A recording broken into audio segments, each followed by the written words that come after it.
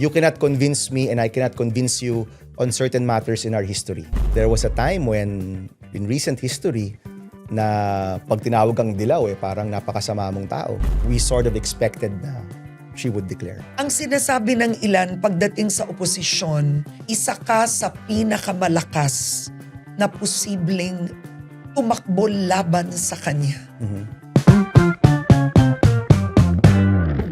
Hello everyone, welcome to our one-on-one today.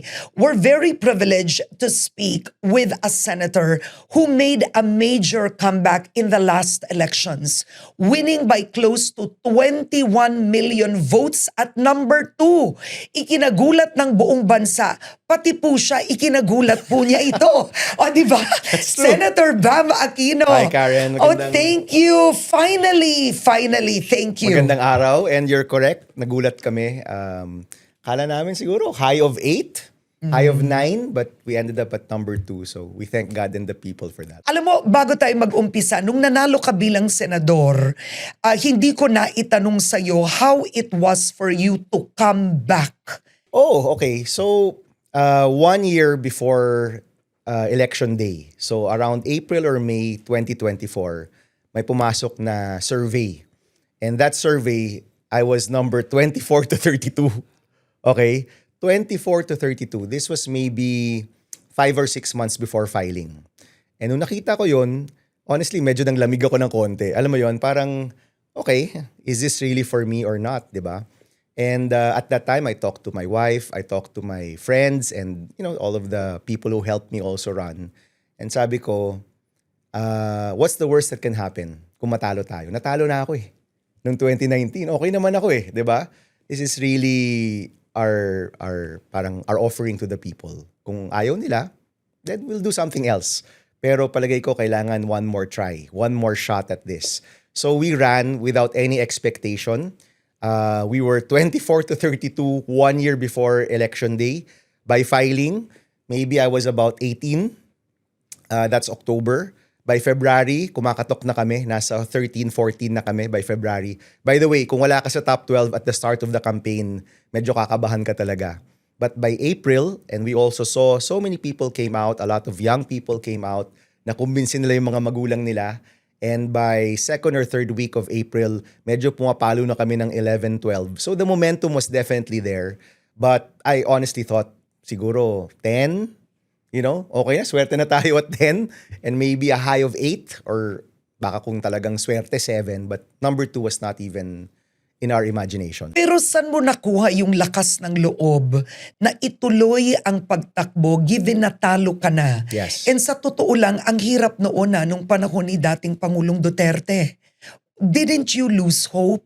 Funders may have been hard. Oh, I actually spent the least in this campaign compared to 2013 and 2019. Ito yung pinakamababang na gastos namin because konti rin lang na collect namin or nakuha naming donations, no? So, sabi ko nga, ito yung pinakamaliit na gastos na pinakamagandang resulta. So, it's really not just about the machinery or the resources. It was really galing sa tao, no? And early on, pagbalik ko from my fellowship, we talked about my fellowship in Yale in 2023. Pagbalik ko ng 2024, medyo desidido na akong tumakbo.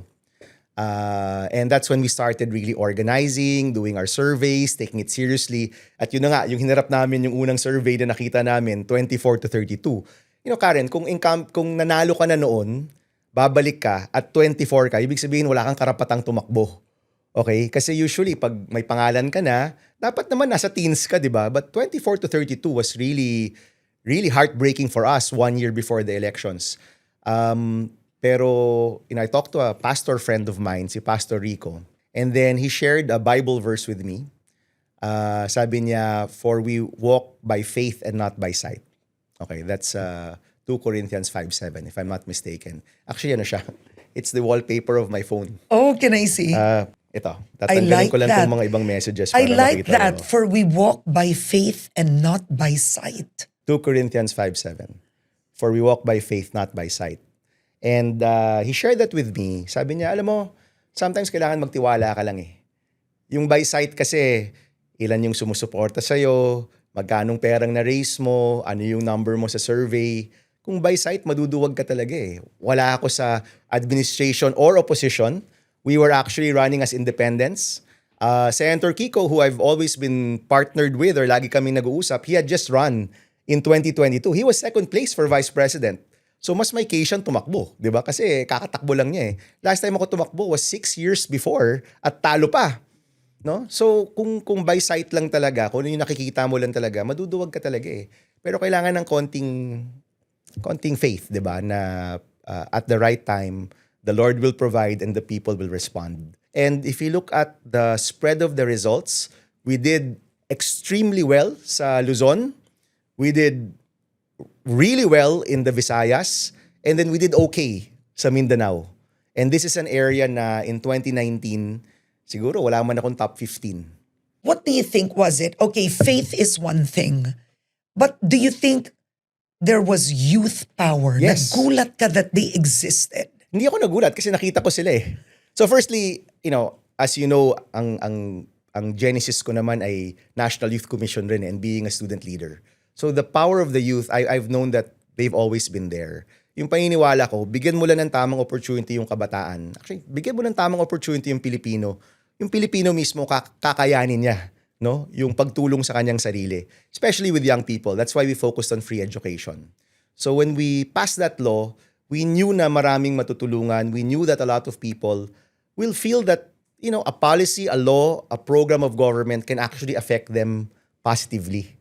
Kasi kadalasan feeling mo, yung ginagawa ng gobyerno, wala naman itong nagagawa sa akin eh. In fact, sagabal pa nga eh. But for that particular law, talagang inalagaan namin na di mo kailangan dumaan sa politiko, di mo kailangan magmano kay mayor, kay congressman or senator para makuha mo yung tuition mo.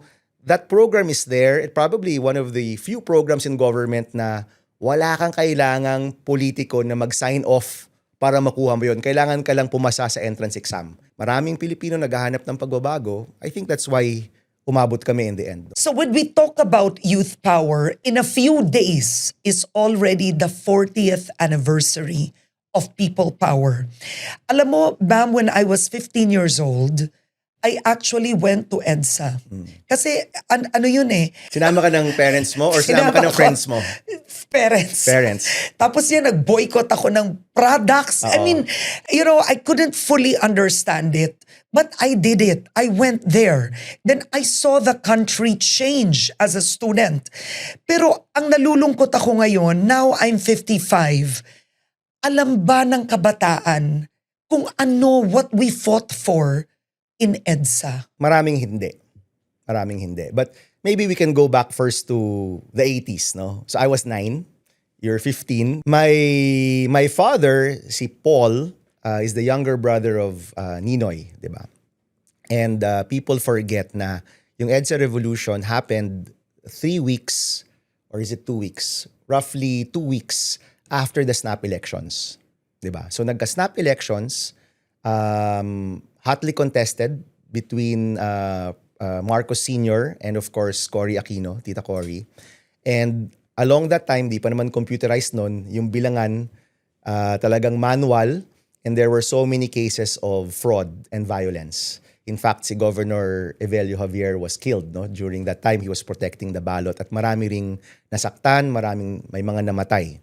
So that continued, and then one of the first spark was also the walkout of the ladies at COMELEC. No? So they were tabulating the results, and then my set of women who walked out and said, iba yung nakikita naming resulta, iba yung pinapa-input sa amin ng mga scores ng mga kandidato. So they walked out. And then President Ramos, of course si JPE, they basically staged a coup, I think, is what happened. General pa lang si Ramos noon. General Ramos and Secretary Enrile, I think, if I'm not mistaken. They staged a coup, nabuking sila, at nagtago sila sa mga kampo.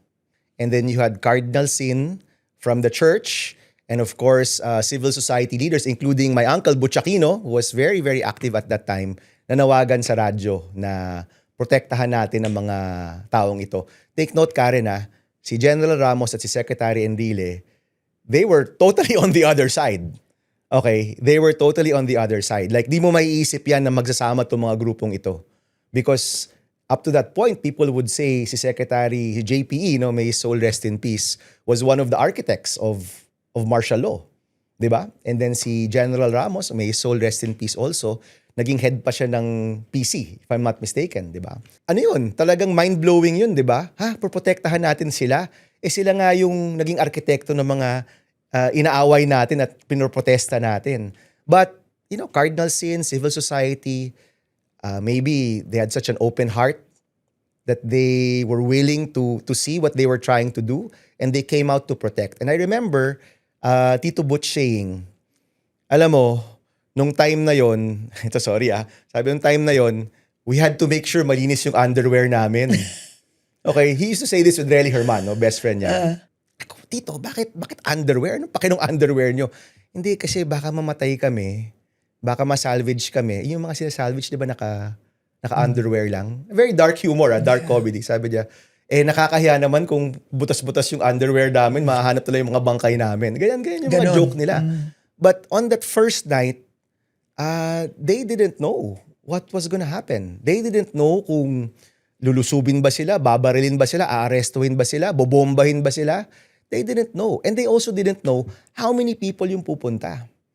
And can you imagine that, di ba? So, while that was happening, si Veritas was, of course, Radyo Veritas was the one where they would make their announcements, yung mga panawagan, and then binomba si Radyo Veritas. Okay, and then of course you have the story of Radyo Bandido with June Keithley. And for like 24 to 48 hours, that media outlet, which was illegal and colorum, was the one where people got their information. Nasaan yung mga tangke, nasaan papunta yung mga tao, dito kayo pupunta, kailangan ng tao dito sa side na to, kailangan ng mga tao dito sa Ortigas. They were the ones basically directing traffic at that time. So can you imagine? And then parami yung tao. I think we were there maybe on the 22nd or the 23rd. So nangyari naman nun. But you were so young. Did you understand? I did, because from 83, nagsispeech na ako nun for Tito Ninoy, di ba? But you were 7 years old. Yes. And even to support Tita Cory when she was running for president. No? Nagsasalita na ako nun. Para akong intermission number. Hindi mo ako marunong kumanta, pero parang, may malit na bata nagsasalita. So I knew what was happening. But what I want to point out was that yung tatay ko, nasa Amerika. Because after the snap elections at maraming fraud, siya and a few other leaders went to the US para manawagan sa US Congress na hindi tama yung nangyayari. So it was just my mom at kaming magkakapatid. Siyempre, wala yung AirPods namin. Medyo, di ba? So yung first impulse was, magtago tayo. So we stayed in a friend's house, no? That first night. And sabi nung nanay ko, hindi tayo pwedeng wala doon. Let's go. Gumawa ng sandwiches, di ba? Yung mga sandwich spread o mayonnaise lang, di ba? Tapos dala-dala ninyo para mag-share kayo sa mga tao. At doon kami nag-camp out sa kanto ng EDSA at saka Annapolis. And my core memory there is yung ice buko. I don't know kung may core memory ka doon, Karen. Baka may na-spot ka mga cute boys na or something. Pero ako, core memory ko, ice buko. When I was young, I was much bigger, talagang bilog na bilog. And tataka ako, pumapayag yung nanay ko na every time ako humingi ng ice buko, sige, kuha ka ng ice buko, bili ka ng ice buko, ganyan. Parang the whole day nakasampung ice buko ata ako. I can't forget that. But right there, dun sa gitna, kasi malapit na yun sa mga kampo, makikita mo dun, mayaman, mahirap, babae, lalaki, matanda, bata, iba't ibang klaseng tao, pero nandun. May kumakanta, you remember? May nagdadasal, may nakatayo lang. May nakikinig sa radyo, wala naman cellphone, kikinig sa radyo. But there was that sense that something was happening.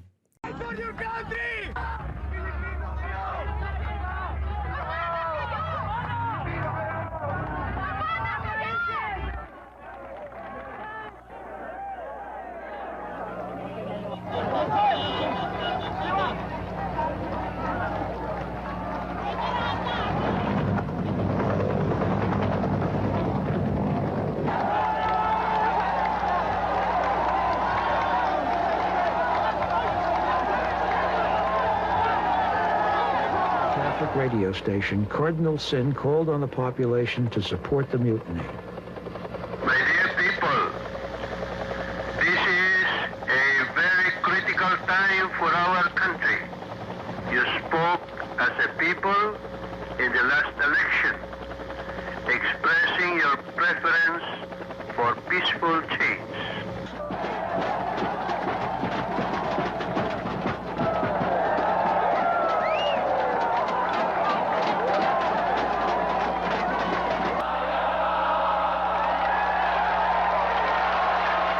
There was no way for the crowds to know whether Marcos's forces would shoot, but they remained in the streets day and night.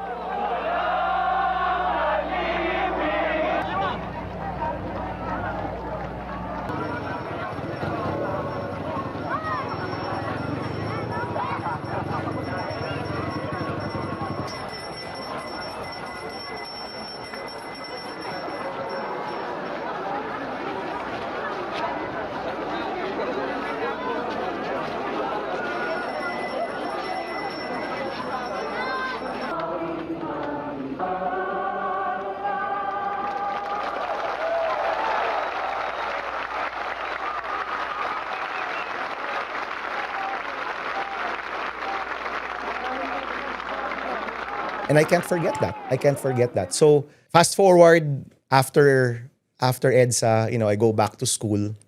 Diyan ako naging student council president, tumakbo for the student movement.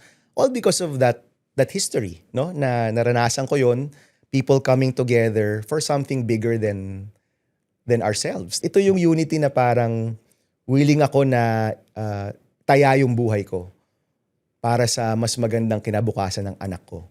Yun yung feeling ko at that time. After 40 years, Senator Bam, nagdaan ang EDSA through so many waves. Ang nangyari, there were moments people were so into EDSA. Then there were moments kumonti na lang ang nagse-celebrate ng EDSA. May mga pangulo pa tinangka nilang burahin ang kahalagahan ng EDSA. Bakit ba mahalaga ang EDSA? Mahalaga kasi may point in our history na nagsama-sama yung mga tao para sa isang mas magandang Pilipinas. At that time, we were already 20 years under a dictatorship. Wala tayong demokrasya, walang mga kalayaan, walang mga freedoms. Corruption was at an all-time high. Our economy was very, very low. Talagang bagsak na bagsak. Yung mga tao, they wanted something better. Diba? And, I look at the pictures of EDSA. We have 2 books here, diba? Lahat ng mga tao, hindi ko alam kung ako dalan to, Karen, pero lahat ng mga tao nakatingin sa taas o nakatingin sa isa't isa.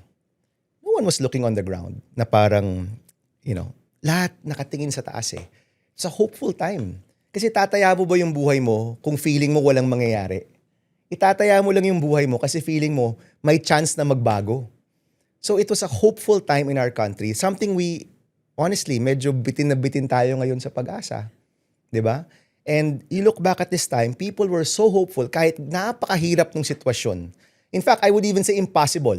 Sipin mo, 20 years yun 20 years na isa lang yung presidente mo. Hawak ang military, hawak ang media, hawak ang mga negosyo, hawak ang big business. 'Di ba? Ganun ka-imposible yon. And yet, lumabas ka pa rin.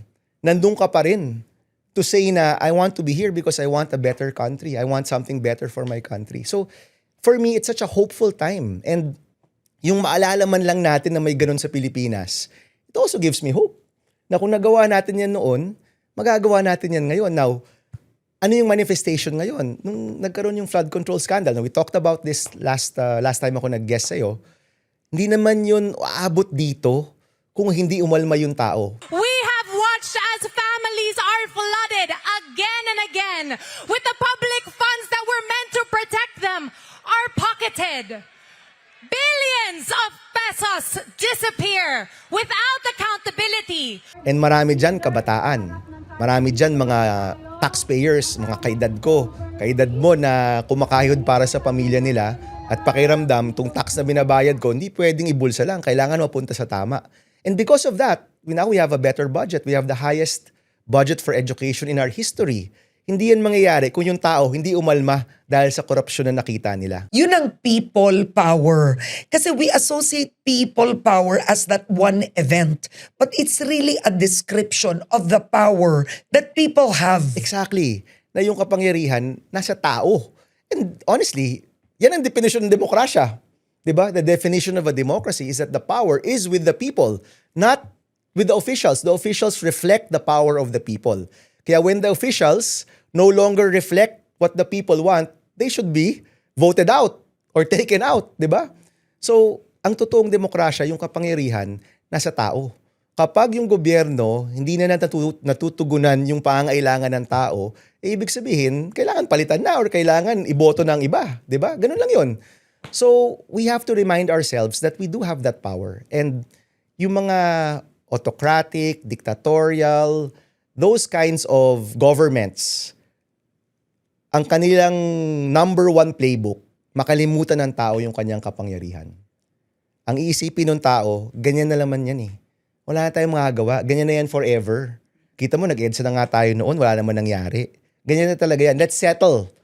Let's settle for the lesser evil. Let's settle for, ganyan. Let's compromise. Let's Dapat settle. wag eh. But if we have that hope that we can do better and we can be better at kaya nating malampasan itong mga problema natin, then magtitiwala tayo na may papel ang tao sa pang-araw-araw na pakikilahok at sa pagboto, sa tamang pagboto rin. No? Alam mo, Senator Bam, you were very young. Kung nag-EDSA, you were 9 years old. Si Ninoy, nakulong siya many years ahead pa. Yes. Mula nung siya imamatay nung 1983. So technically speaking, you never met the uncle that you look like. And I look up to. Yeah. And that's so that's his picture there. Yeah. You look alike, Okay. but you never met him personally because you were So I very did. young. You did. Pero wala kaming conversation. Okay. Kasi I think I was 3 years old nung bago siya lumipad ng Amerika. So, during the time na nakakulong siya, by the way, Karen, papaalala ko lang, nakakulong siya for almost 8 years. Nung pinapayagan na siyang mabisita, kasi may time rin na solitary confinement siya, nung panahong pinapayagan na siya ng bisita, every week, pupunta yung pamilya at nagmimisa. No? And ang kwento ng tatay ko at nanay ko is that when I was a baby, until I was 3 years old, nabibisita ko naman siya. And karga-karga niya ako, magjo-joke siya, dito na lang to, iwan niyo na tong batang to. Iiyak ako, ganyan. I have no memory of that. I'm 3 years old, di ba? I don't think I can have a memory, but everyone tells me na there was that interaction. Sa museum, naka-blow up doon yung kalendaryo niya. Yung like sa preso, di ba? Yung everyday na nakapreso ka. Eventually, magkakakalendaryo siya and he would make marginal notes on the calendar. And doon sa birthday ko, the day after my birthday, meron siyang nilagay doon, it's a boy. Ako yun. It's a boy. My. Paul Benigno the Fourth. Mali pa kasi it's Paulo Benigno, but nilagay niya Paul Benigno the Fourth. So, I'm not sure if I was named after him. I think so. Or after my lolo kasi parehong Benigno, no? But I never had a conversation with him. Because you were so young. Yes. Lahat ng pagkakakilala ko sa kanya, sa pagbabasa ng mga libro niya, mga tula niya, sa mga videos niya, sa mga speeches niya. There has never been a single dictator in history that has lived forever. And so I tell Mr. Marcos, study the lessons of history before it is too late. I am going back to the Philippines, and if I have to go back to jail, so be it. Nung nakulong siya, nagbago yung buhay niya. Found God in the prison. I mean, he himself admits that na bago siya kinulong, parang performative lang yung kanyang pagdarasal. Pero nakakulong ka na, wala ka ng kaibigan, wala ka ng makausap, totoo na yung dasal mo, di ba? So he found God. Nagbago yung kanyang pananaw sa Pilipinas. He lost his drive to be president. While it's true, Mr. Marcos, I said that after my 8 years in prison, I have lost appetite for office. I am no longer seeking the presidency of this land. I'm not seeking anymore any office in this country. But believe me, I said, when I tell you that while I have vowed never to enter the political arena again, I shall dedicate the last drop of my blood to the restoration of freedom and the dismantlement of your martial law. From having that ambition to be powerful to eventually just wanting to play a role in our reforms. Yung dulo, sabi niya, alam mo, uuwi na lang ako para lang kausapin si Marcos. Para sabihin sa kanya, Ang tawag pa niya Brad because they're both Upsilon. Brad, tumatanda ka na. Ako matanda na rin, although he was only 50. Baka magandang bumalik na tayo sa demokrasya. That was his goal for going home. And of course, binaril siya. 'Di ba? And this picture, this is my favorite picture of him. Kasi dito sa picture na to, he is basically pleading for his life. Ito yung time na hinatulan siya ng death, death by musketry, firing squad. This This picture, yes. And he has his hands like this kasi he's literally talking about how sana, hindi siya mamatay or how he feels that this court is unfair kasi it was a military court and he's a civilian. But this is my favorite picture of him when he's talking to these generals about their decision to sentence him to death. And then this desk, ito naman was his desk in Concepcion, Tarlac when he was mayor. So hiniram ko to. The mayor at that time, sabi niya, alam mo Sen, yung desk ng tito mo, nandun pa rin sa munisipyo. Sabi ko, sir, baka pwede ko mahiram. O sige, so pinahiram niya sa akin in my first term. Nung natalo ko, binalik ko sa Concepcion. Tapos nung nanalo ko, sir, nandiyan pa ba yung desk na yan? Pwede ko bang mahiram ulit? Pinahiram naman nila ulit. So this is the desk that I use every day also. Now, when you look at Ninoy Aquino's life, saan palagay mo nanggaling yung lakas ng loob niya at tapang? Because none of us would Halo-halo. know. But saan? Halo-halo. Ang alam ko this is my, like honestly, sometimes my dad doesn't agree with me. But this is my understanding of our history. Remember that my grandfather, si Lolo Benigno, he was actually seen as a collaborator during World War II. Kasi nung umalis sila Quezon, ang naiwan dito si Benigno Aquino, si Vargas at si Laurel. And they were the ones who had to deal with the Japanese. Okay, so after World War II, nakulong pa si Lolo Benigno. He dies shortly after that out of a broken heart. Kasi he always felt na kung sinama siya ni Quezon dun sa eroplano, he would have been a hero 3 or 4 years later. But because inatasan siya to be here, he was left, having to deal with the Japanese who were the occupying force. And I think that was something na dinibdib ni Tito Ninoy. That's why at a young age, he was a journalist. He went to the Korean War. He got all of this accolades. Tumakbong vice mayor, tumakbong mayor, youngest everything, vice governor, governor, youngest senator, and will always be the youngest senator in our history because they changed the rules pagkatapos niya. I think hinahabol na yon kasi gusto niyang mabago yung perception sa aming pamilya. And I also feel that nung kinulong na siya, there were only 2 senators na nakulong for more than 3 or 4 years. Tito Ninoy and Pepe Jokno. Okay? Si Senator Jokno was jailed for about 5 years. Tito Ninoy was jailed for about almost 8 years. And maraming kinulong, maraming nakalaya kaagad within days or even weeks, no? Pero sila matigas. Hindi talaga sila pumayag, no? Hindi sila nag-compromise. It's so important to have role models for a country. Hindi ka ba nalulungkot, Senator Bam, that sa nagdaang mga taon nanalo ang disinformation, fake news, pagbabago ng narrative sa kasaysayan? Well, mahalaga yung maalala natin, no? Hindi lang kasi we look at our heroes, no? From Rizal, or actually even before pa, no? From Lapu-Lapu all the way till usually titigil yan ng EDSA time, di ba? Ninoy Aquino. It's important to look at them individually kasi iba-iba yung pinagdaanan nila, iba-iba yung buhay nila. But when we look at people power, we look at ourselves collectively. Di ba? I mean, that's rare. What the Filipinos can fight for. And can be. Yeah. Di ba?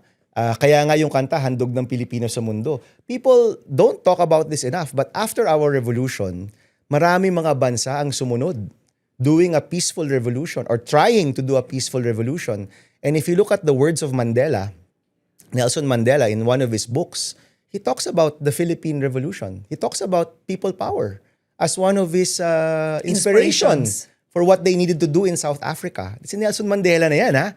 Diba? So isipin mo, Europe, Africa, Latin America, maraming na-inspire dahil sa ginawa natin dito.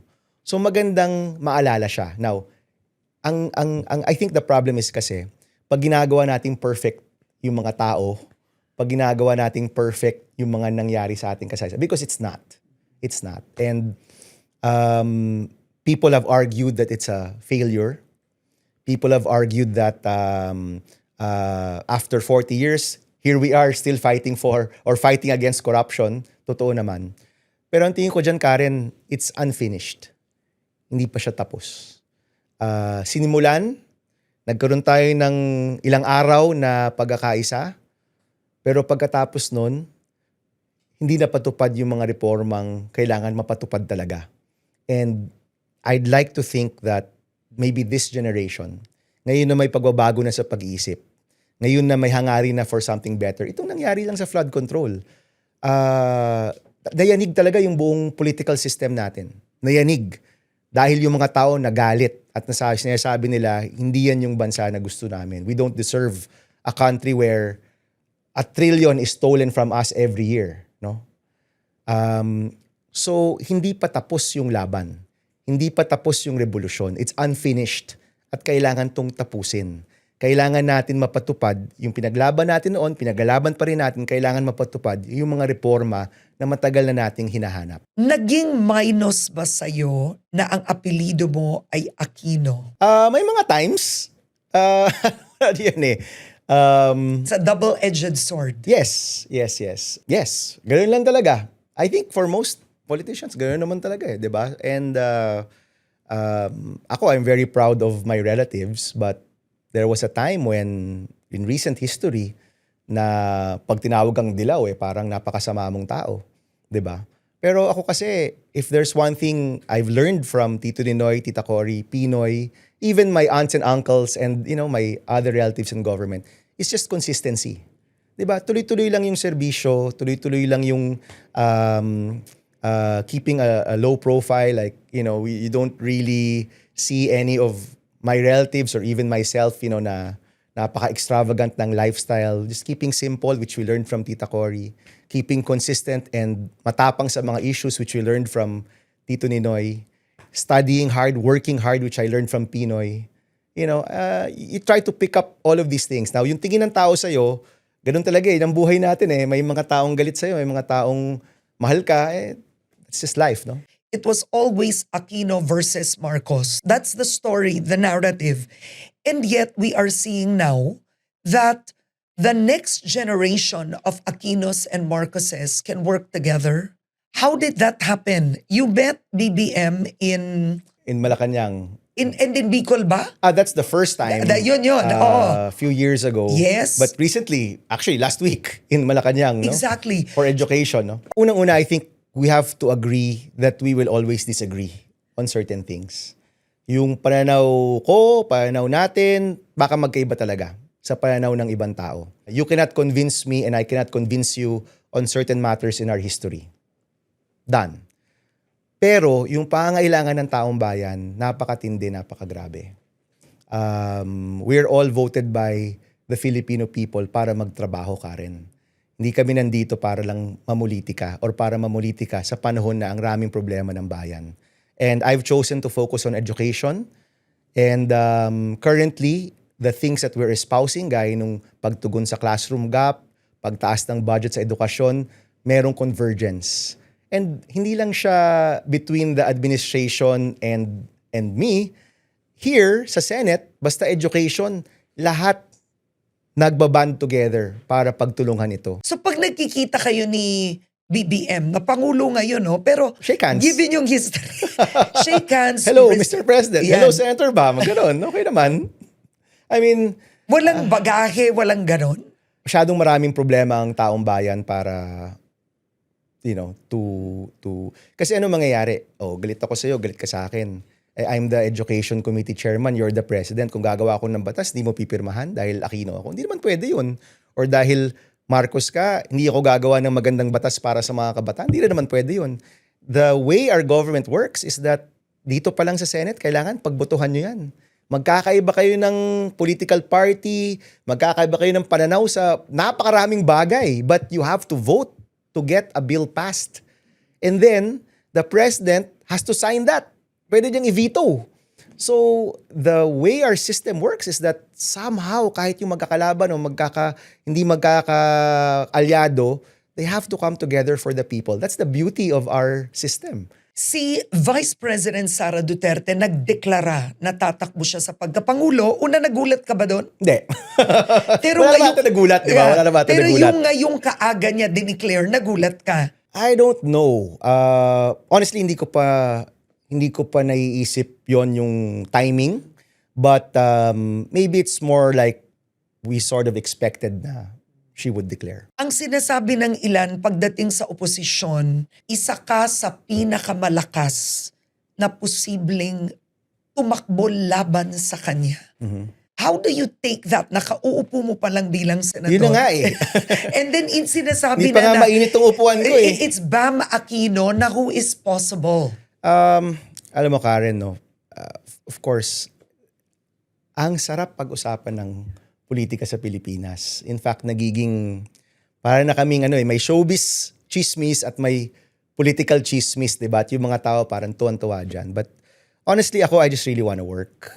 Ang raming problema. The EDCOM report shows gaano kalala yung educational system natin. We were able to pass the 10-year education plan. Has anybody talked about the 10-year education plan? It was submitted 3 weeks ago. Hindi man siya na-pick up. That's the 10-year plan na kailangan nating gawin at pondohan for 10 years. Para makahabol tayo. Para lang umabot tayo sa normal level. Ganun kalala yung sitwasyon natin. The funding that we're spending now, na highest ever in education, kailangan 10 years yung gastos natin na ganyan para lang makarecover tayo. So I wanna work. Now, bakit ayokong pag-usapan yung politika? Because once we talk about Or ang politics... 2028. Or 2028. Ah. Because itong mga advokasya namin, itong mga batas, itong mga reforma na currently nakukuha ko ang suporta ng lahat ng mga senador at congressman at ng Malacanang. Diba? We're getting support to pass these reforms na never pa nangyayari sa bansa. Money for 30,000 classrooms, ngayon lang yan. Highest budget, ngayon lang yan. Dagdag sa free college, dagdag sa scholarship, ngayon lang yan. Iba pa yung mga reforma sa kalusugan at ibang bagay, no? We're able to do that now kasi yung taong bayan nakatutok, ayaw na makita yung korupsyon, nakatutok at may pagkakaisa dito sa mga issue. Kapag masyadong nabibigyang pansin yung politika, nasisira lahat yan. And suddenly... Wala na matutuloy. Suddenly, isipin nila, siguro tong gusto ni Senator Bam kasi namumulitika siya. And then they'll stop supporting it or they might block it. Sayang naman yung mga reforma. Tsaka kakatapos lang ng eleksyon natin eh. Wala pa akong 1 year. I've actually been, 7 months? 7 months pa lang tayo. At ang rami ko pang gustong gawin. And honestly, Karen, hindi naman ako bago sa politika. May tamang panahon yan. There's a right time for it. Diba? May tawag nila dyan. May ebb and flow ang politika natin. May time na pag-uusapan. May time na panahon muna, trabaho muna tayo. Let's work on the reforms. And then eventually, siguro a year before, mas magiging matingkad yan. 2 years before pa tayo Ang layo pa natin. It seems to me you're both pragmatic, but you are also spirit-led. They're not contradictory. Yes. They're not contradictory. Parang you want to, do you pray?